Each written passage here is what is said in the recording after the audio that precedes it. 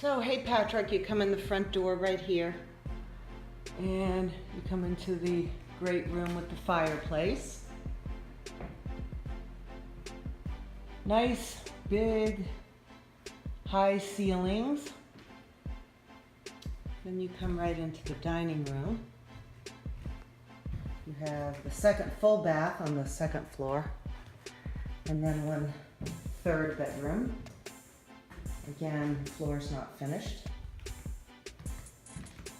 But overall, Patrick, with a little finish work, it's a pretty place. Through the kitchen door, here's the backyard. I suppose this is where the stream is. Oh, there it is, the little trickle.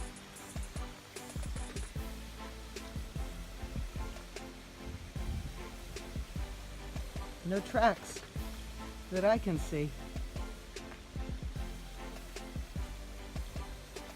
The stream, 290 Rolling Ridge, cute place. Just needs a little work.